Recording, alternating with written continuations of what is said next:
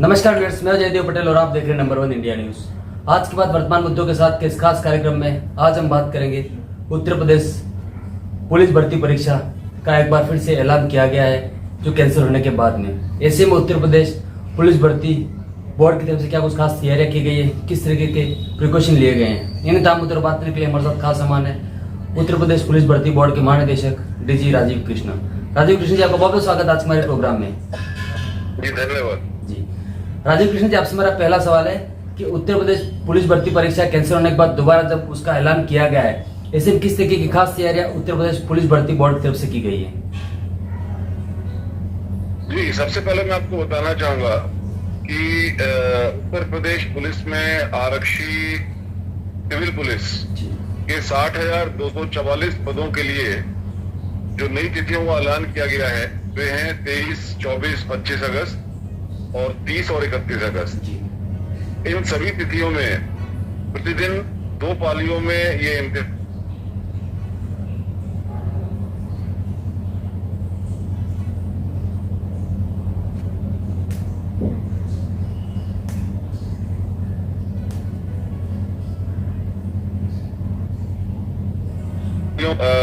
जाएगी।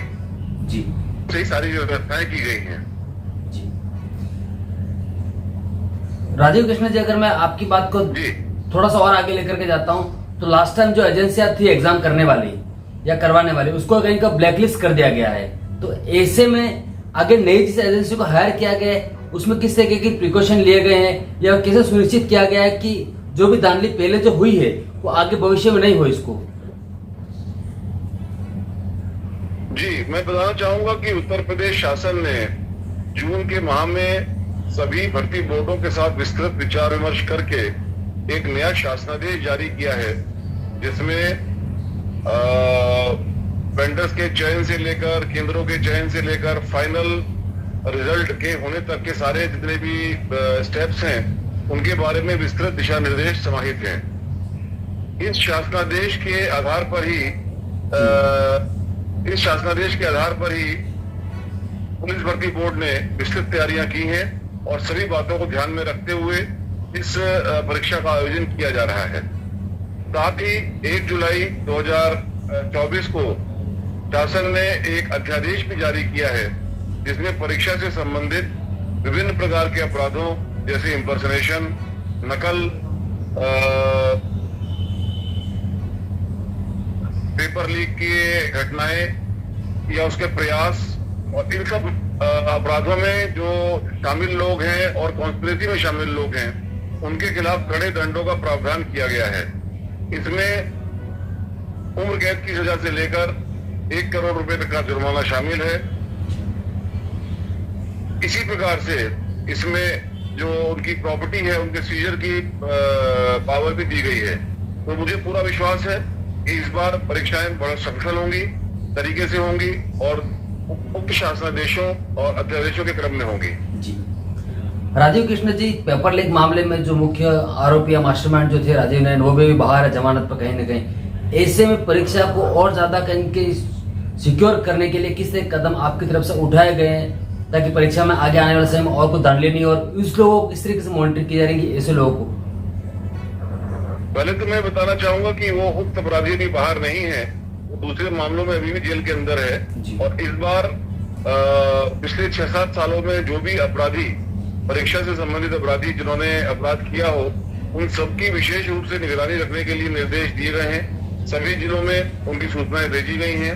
एक विशेष अभियान चलाकर अगले 25 दिनों में ऐसे सभी अपराधियों पर विशेष निगरानी रखी जाएगी और किसी भी प्रकार का कोई भी ऐसा प्रयास जिससे कि परीक्षा की शुचिता प्रभावित होती हो उसके खिलाफ कड़ी कार्रवाई की जाएगी। जी राजीव कृष्ण जी, अगर हम बात करते हैं तो परीक्षा देने वाले अभ्यर्थी और साथ ही परीक्षा करवाने वाली एजेंसी, इसको लेकर भी क्या कोई गाइडलाइन जारी की गई है आपकी तरफ से, उत्तर प्रदेश शासन की तरफ से?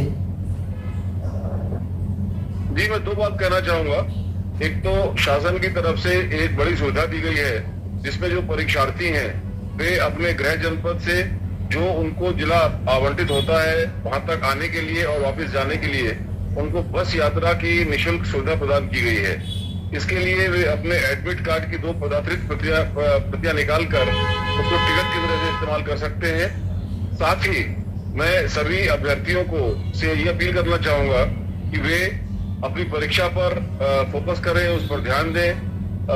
किसी भी प्रकार के प्रलोभन में आकर किसी भी प्रकार के व्यक्ति या संस्था के साथ कोई अगर उनके प्रलोभन में ना पड़े, क्योंकि किसी भी प्रकार से ये चीज संभव नहीं है और सिर्फ उनका अपना एक अच्छा प्रयास, अच्छी मेहनत ही उनको परीक्षा में सफल कर सकती है।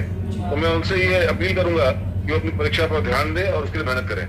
जी राजीव कृष्ण जी, अगर हम बात करते हैं सेंटर की, तो सेंटर में जो अभ्यर्थी परीक्षा देने आएंगे उसको पुख्ता तरीके से क्रॉस चेक किया जाए, वेरीफाई किया जाए, इसको लेकर किस तरीके के एहतियाती कदम आप लोगों की तरफ से उठाए जाएंगे?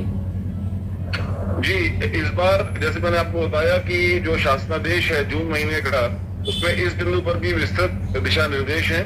उसी के तहत हम लोगों ने सेंटर का चयन किया है।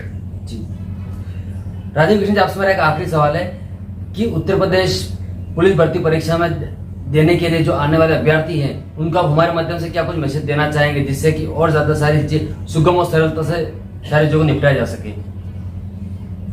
जैसे कि मैंने पहले भी कहा, मेरा सभी परीक्षार्थियों से ये अपील है कि वे परीक्षा के लिए सच्चे हृदय से पूरी तरह से मेहनत करें, उसकी तैयारी करें, किसी भी प्रकार के अन्य प्रलोभन पर ना आए, किसी भी प्रकार के ऐसे व्यक्ति के प्रलोभन में जो आपसे पैसे लेकर ये आपको आश्वस्त करता है या आपको गारंटी देता है कि वो परीक्षा में पास करा दे, इस प्रकार के किसी प्रलोभन में ना आए और अपनी तैयारी के साथ परीक्षा में बैठे। जी राजीव कृष्ण जी, आपने हमारे लिए समय निकाला और महत्वपूर्ण जानकारी हमारे साथ साझा करें, उसके लिए आपको बहुत बहुत धन्यवाद। धन्यवाद।